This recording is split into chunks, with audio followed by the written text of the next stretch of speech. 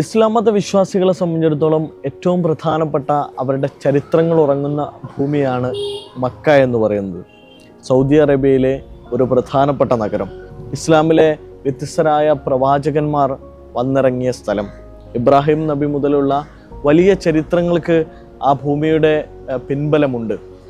അള്ളാഹുവിൻ്റെ ഭവനമായ കഅബ സ്ഥിതി ചെയ്യുന്ന ഇസ്ലാമിൻ്റെ ഹെഡ്ക്വാർട്ടേഴ്സ് എന്ന് പറയാൻ പറ്റുന്ന ഒരു സ്ഥലമാണ് കഅബ, വിശുദ്ധ കഅബ മക്ക എന്ന് പറയുന്നത്.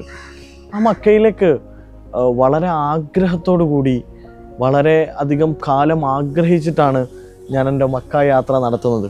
വളരെ പെട്ടെന്ന് അവിചാരിതമായി ഉണ്ടായിരുന്നൊരു യാത്രയാണെങ്കിൽ പോലും എൻ്റെ ആദ്യത്തെ ഉംറയ്ക്ക് തയ്യാറെടുത്ത് കോഴിക്കോട് എയർപോർട്ടിൽ നിന്ന് ജിദ്ദ എയർപോർട്ടിൽ ഇറങ്ങി അവിടെ നിന്ന് ബസ് മാർഗം ആദ്യമായി കഅബ കാണാൻ പോകുന്ന, ആദ്യമായി ഉംറ നിർവഹിക്കാൻ പോകുന്ന ഒരനുഭവം വളരെ കൺകുളിർമ നൽകുന്ന ഒരു അനുഭവമാണ്. വലിയ തിരക്കിനിടയിൽ, വലിയ സംവിധാനങ്ങൾക്കിടയിൽ, ഒരുപാട് മനുഷ്യർക്കിടയിൽ നിന്ന് ഹറമിൻ്റെ വാതിൽ കടന്ന് ആദ്യമായി കഅബ കാണുമ്പോൾ ഉണ്ടാകുന്ന ഒരനുഭൂതി, എല്ലാവരും പറയാറുണ്ട് അത് വ്യത്യസ്തമായ ഒരു അനുഭവം തന്നെയാണ്.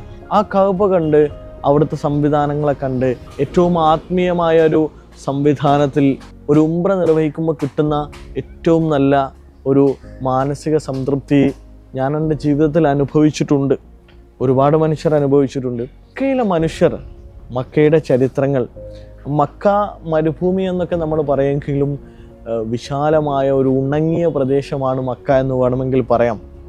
അവിടെ കണ്ടവർക്കറിയാം, കഅബയുടെ ചുറ്റുമുള്ള ഏരിയകൾ മുഴുവൻ മണലാരണ്യങ്ങളും വലിയ മലകളാണ്, വലിയ കുന്നുകളാണ്, പാറക്കെട്ടുകളാണ്. പാറക്കെട്ടുകൾക്കിടയിലുള്ള ഒരു നഗരം. മസ്ജിദുൽ ഹറമിൻ്റെ ഏറ്റവും പുതിയ പണികൾ നടക്കുന്നതൊക്കെ, അവിടെ സ്ഥലം വർദ്ധിപ്പിക്കുന്നതൊക്കെ പാറകൾ പൊട്ടിച്ചിട്ടും വലിയ വലിയ സ്ഥലങ്ങളിലേക്ക് നീട്ടിയിട്ടൊക്കെയാണ്. അതായത് ഒരുപാട് പാറക്കെട്ടുകൾ നിറഞ്ഞൊരു പ്രദേശം, അതിന് ഇടയിൽ ഒരു മക്ക.